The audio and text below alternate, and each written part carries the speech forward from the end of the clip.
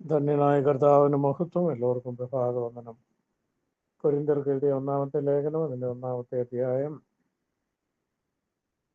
17-ാമത്തെ വാക്യത്തിൽ ഇങ്ങനെ നമ്മൾ വായിക്കുന്നു: സ്നാനം കഴിപ്പിപ്പാനല്ല, സുവിശേഷം അറിയിപ്പാനത്രേ ക്രിസ്തു എന്നെ അയച്ചത്. ക്രിസ്തുവിന്റെ ക്രൂശ് വ്യർത്ഥമാകാതിരിക്കേണ്ടതിന് വാക്ചാതുര്യത്തോടെ അല്ലതാനും. അപ്പോസ്തലനായിരിക്കുന്ന പൗലോസ് പറയുന്നത്, ഞാന് ക്രിസ്തുവിനെ പ്രസംഗിക്കുന്നത് വാക്ചാതുര്യത്താൽ അല്ല എന്നാണ്. അപ്പോൾ വാക്ചാതുര്യത്തോട് ക്രിസ്തുവിനെ പ്രസംഗിക്കുന്നു. താഴേക്ക് വായിക്കുമ്പോൾ ജ്ഞാനികളെ കുറിച്ച് പറയുന്നുണ്ട്. ജ്ഞാനം കൊണ്ട് ദൈവവചനം അല്ലെങ്കിൽ ക്രിസ്തുവിനെ പ്രസംഗിക്കുന്നു. ജ്ഞാനം കൊണ്ട് ക്രിസ്തുവിനെ പ്രസംഗിക്കുന്നു, വാക്ചാതുര്യത്തോടെ ക്രിസ്തുവിനെ പ്രസംഗിക്കുന്നു. ഈ രണ്ട് തരക്കാരെയും നമ്മുടെ ഇടയിൽ കാണും. പ്രത്യേകിച്ച് കേരളക്കരയിലുള്ള പെന്തക്കോസ്തിലെ ഉപദേശിമാരിൽ ഈ രണ്ട് തരക്കാരെ വാക്ചാതുര്യത്തോടെ പ്രസംഗിക്കുന്നു. രണ്ട്, ജ്ഞാനത്തോടെ പ്രസംഗിക്കുന്നു. യഥാർത്ഥത്തിലുള്ള ദൈവവചനം ക്രിസ്തുവിനെ വരച്ചു കാട്ടുന്നത് വാക്ചാതുര്യത്തോടെയോ ജ്ഞാനത്തോടെയോ അല്ല എന്ന് ദൈവവചനം വളരെ സ്പഷ്ടമായും വ്യക്തമായും പറയുന്നു. കാരണം നശിച്ചു പോകുന്നവർക്ക് ഭോഷത്വമാണ് ദൈവത്തിന്റെ വചനം.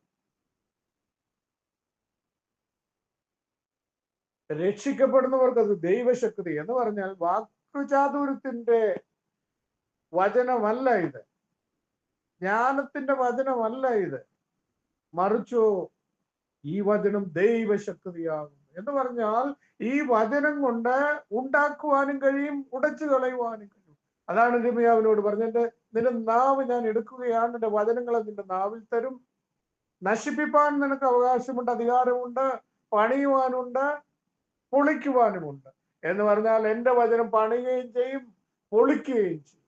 അത് പാറകളെ തകർക്കുന്ന ചുറ്റികയാണ്.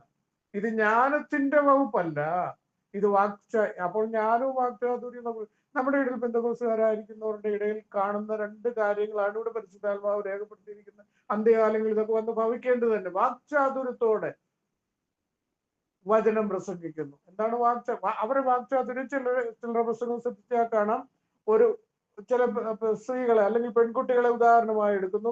അവര് ചുരിദാറിന്റെ പാന്റിന്റെ അളവെടുക്കുന്നു.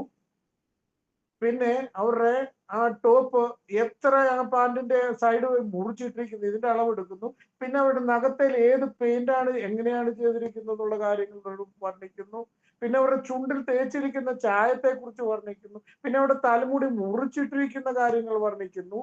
ഇതൊക്കെ കേൾക്കുമ്പോൾ കേൾക്കുന്നവർക്ക് രസമാണ്. കൺവെൻഷൻ പ്രസംഗത്തിന് വിളിച്ചു കഴിഞ്ഞാൽ ഒരു 1.5 മണിക്കൂർ ഈ വാക്ചാതുര്യത്തിൽ ജനത്തെ അങ്ങ് മയക്കി ചിരിപ്പിച്ച് അവസാനം പ്രസംഗിക്കേണ്ടതും വചനം ആഗ്രഹിച്ച് വരുന്നവരെ നിരാശ ആത്മാവിനെ, ജഡത്തെ പോഷിപ്പിക്കുന്നുണ്ട്.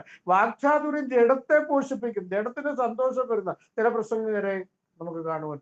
പിന്നെ ജ്ഞാനത്തിന്റെ വാക്കുകൾ പ്രസംഗിക്കുന്നു. അവർ പ്രസംഗിക്കുന്ന ലോക മഹായുദ്ധങ്ങളെ കുറിച്ചാണ്, അമേരിക്കയുടെ B-2 സ്റ്റെൽത്ത് ബോംബറിനെ കുറിച്ചാണ്, അതിൽ കൂടെ ഉപയോഗിക്കുന്ന ബങ്കർ ബസ്റ്റർ ബോംബുകളെ കുറിച്ചാണ്, ഇറാന്റെ യുറേനിയം സമ്പുഷ്ടീകരണത്തെ കുറിച്ചാണ്. അല്ലെങ്കിൽ പിന്നെ അവർ പ്രസംഗിക്കുന്നത് കോവിഡിന്റെ വകഭേദങ്ങളെ. ഇത് ജ്ഞാനത്തിന്റെ പ്രസംഗമാണ്. യഥാർത്ഥത്തിൽ ക്രിസ്തുവിനെ വരച്ചു കാട്ടേണ്ടത് ജ്ഞാനത്താലുമല്ല, അതാണ് അപ്പോസ്തലൻ പറയുന്നത്, ഞാൻ ക്രിസ്തുവിനെയാണ് പ്രസംഗിക്കുന്നത്, പക്ഷെ എനിക്ക് വാക്ചാതുര്യം ഇല്ല. നേരെ പോന്നുള്ള പ്രസംഗം എനിക്ക്. നിനക്ക് വേണമെങ്കിൽ കേൾക്കാം, നിനക്ക്, കാരണം അങ്ങനെയാണ് ഗുരു പറഞ്ഞിരിക്കുന്നത്. നിങ്ങൾ ചെല്ലുക, നിങ്ങളെ കൈക്കൊള്ളുന്നെങ്കിൽ സ്വീകരിക്കുക, താമസിക്കുക. ഇല്ലേ, ചെരുപ്പിലെ പൊടി പോലും നിങ്ങൾ എന്ത് ചെയ്യരുത്, ആ ചെരുപ്പിനടി പോലും ആ ദേശത്തെ പൊടി ഇരിക്കാൻ പാടില്ല, അതുകൂടെ അവിടെ കളഞ്ഞേക്കണം. ശാപഗ്രസ്തനാഥ്. കാരണം എന്നെ പ്രസംഗിക്കാനാണ് ഞാൻ നിങ്ങളെ വിടുന്നത്. നിങ്ങളെ കൈക്കൊണ്ടാൽ എന്നെ കൈക്കൊണ്ടു, നിങ്ങളെ കൈക്കൊണ്ടില്ലെങ്കിൽ അതിന്റെ വീതികളിൽ നിന്ന് പുറത്തു നിങ്ങൾ വരുമ്പോൾ നിങ്ങളുടെ കാലിലെ ചെരുപ്പിലെ പൊടി പോലും നിങ്ങൾ തട്ടിക്കളയും. അപ്പോസ്തലൻ പറയുന്നു, ഞാൻ ആരെയും സ്നാനപ്പെടുത്തിയിട്ടുമില്ല. പൗലോസ് പറയുകയാണ്, ഞാൻ ആരെയും സ്നാനപ്പെടുത്തിയിട്ടില്ല. രണ്ടുപേര്, ക്രിസ്പോസിനെയും ഗായോസിനെയും ഒഴികെ നിങ്ങൾ ആരെയും ഞാൻ സ്നാനപ്പെടുത്തായികയാൽ കഴിപ്പയ്ക്കായി ഞാൻ ദൈവത്തിന് സ്തോത്രം ചെയ്യുന്നെന്നാ പറയുന്നു. മഹാനായ ഇത്രയും വലിയ വിശുദ്ധനായ ഒരു മനുഷ്യൻ ക്രിസ്തുവിന് വേണ്ടി ഒരായുസ് മുഴുവൻ ഓടി തളർന്ന് യാഗമായി തീർന്ന ഒരു മനുഷ്യൻ പറയുകയാണ്, ഞാൻ രണ്ടേ പേരെ, ക്രിസ്പോസിനെയും ഗായോസിനെയും അല്ലാതെ വേറെ നിങ്ങളുടെ ഇടയിൽ പിന്നെ ഒരു കുടുംബത്തെ കൂടെ സ്നാനപ്പെട്ടത്, സ്തേഫാനോസിന്റെ.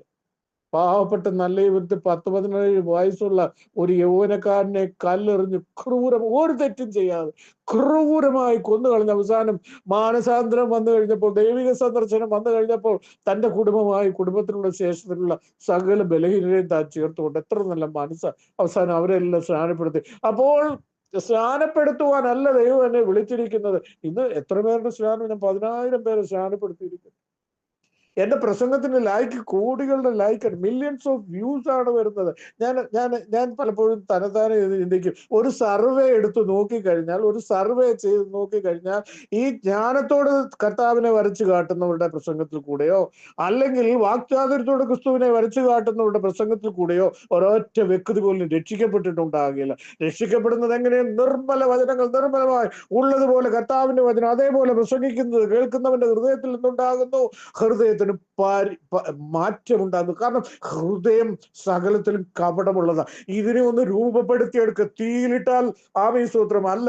ആമീസൂത്രം അനേകം മടങ്ങ് ഇതിനെ എങ്ങനെ വേവിച്ച് ചതച്ച് പരിപ്പിതിന്റെ ആമീസൂത്രം അടിച്ചിളക്കിയെടുത്താലും ഇതിനൊരു മാറ്റം വരികയില്ല. ഇതിന് മാറ്റം വരുത്തുവാൻ കഴിയുന്ന ഒന്നേ ഉള്ളൂ, ക്രിസ്തുവിന്റെ വചനം, ദൈവത്തിന്റെ വചനം. അതിലുണ്ടാകട്ടെ എന്ന് കൽപ്പിച്ചുണ്ടാക്കിയ അതേ വചനം. അതുകൊണ്ട് ദൈവത്തിന്റെ പൈതലെ ആമീസൂത്രം, ജ്ഞാനത്തോടെയാണോ നീ പ്രസംഗിക്കുന്നത്?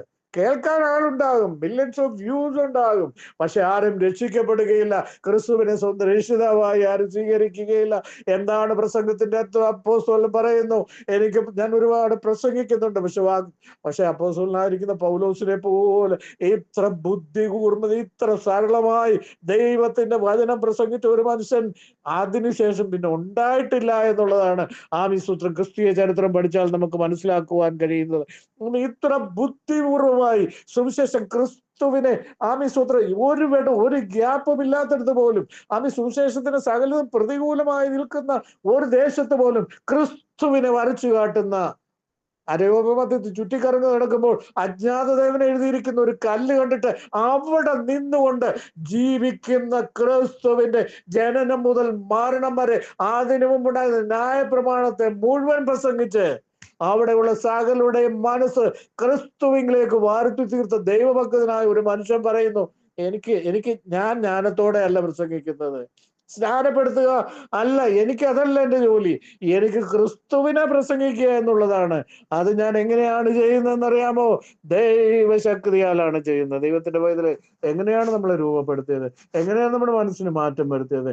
അതേ നിർമ്മലമായ ദൈവത്തിന്റെ വചനം നമ്മുടെ ഹൃദയത്തിന്റെ ഉള്ളറയിലേക്ക് കടന്നു ചെന്നപ്പോൾ ആ മനസ്സിന്, കഠിനമായ മനസ്സ്, പാപമംഗലമായ മനസ്സ് ആ വചനത്താലും കൊണ്ട് ശുദ്ധീകരിക്കപ്പെട്ട അന്ന് മെഴുകുപോലെ ഉരുകി കണ്ണിൽ കൂടി ആ മീസൂത്രം സകല കറകളും നീരായി ഒഴുകി ഞാൻ ഓർക്കുന്നുണ്ട്. ആ മീസൂത്രം 37 വർഷത്തിന് മുമ്പ് ആ മീസൂത്രം ഞാൻ രക്ഷിക്കപ്പെടുന്ന ഒരു സന്ദർഭം, 1 മണിക്കൂറോളം എൻ്റെ ഒരു ഉടുപ്പ് മുഴുവൻ കണ്ണുനീരിൽ ഞാൻ രക്ഷിക്കപ്പെടുവാനിടയായത് ബ്രദർ സമൂഹത്തിലെ ഒരു കൺവെൻഷൻ പ്രസംഗി തമ്പാൻ സാമുവേൽ എന്നുള്ള ഒരു ദൈവത്തിന്റെ ഭക്തൻ പ്രസംഗിച്ച പ്രസംഗം കേട്ട അദ്ദേഹത്തിന്റെ അതിൽ കൂടി വന്ന ദൈവത്തിന്റെ നിർമ്മല വചനങ്ങൾ കേട്ട് ആമീസൂത്രം എന്റെ ഹൃദയം മുഴുവൻ ഉരുകി തകർന്ന് തരിപ്പണമായി. അതിനുശേഷം ഇന്നേ വരെയും ജീവിതത്തിന്റെ ഒരു തിന്മയിലേക്കും പുറമിലേക്ക് പോകുവാൻ ഒരിക്കലും ദൈവം എന്നെ ഇടയാക്കിയിട്ടില്ല. കാരണം ഞാൻ കേട്ടത് ജ്ഞാനത്തിന്റെ വശീകരണ വാക്കുകളല്ല, ഞാൻ കേട്ടത് വാക്ചാതുര്യത്തിന്റെ ആമീസൂത്രം, സംഭ്രമജനകമായ ആമീസൂത്രം അവതരണങ്ങളല്ല, ഞാൻ കേട്ടത് ക്രിസ്തുവിന്റെ ക്രൂശീകരണത്തെ കുറിച്ചുള്ള നിർമ്മലമായ പ്രസംഗം. അതിൽ കൂടെയാണ് നിന്നെ വീണ്ടെടുത്ത്, ആ വചനമാണ് നിന്നെ ജീവിപ്പിച്ചത്. അതുകൊണ്ട് നമുക്ക് ഏൽപ്പിച്ചു കൊടുക്കാം ഈ വചനം തന്നെ അന്ത്യം വരെ ആമീസൂത്രം നമ്മളെ നടത്തട്ടെ. നാം ദിനംതോറും കേട്ടുകൊണ്ടിരിക്കുന്നു അത് തന്നെ ആമീൻ, നിർമ്മലമായ വചനം. ആ പാല് കുടിച്ച ആമീസൂത്രം നമുക്ക് ആമീസൂത്രം പക്വതയുള്ളവരായി ജീവിക്കാം. ദൈവം നമ്മളെ വചനങ്ങളാ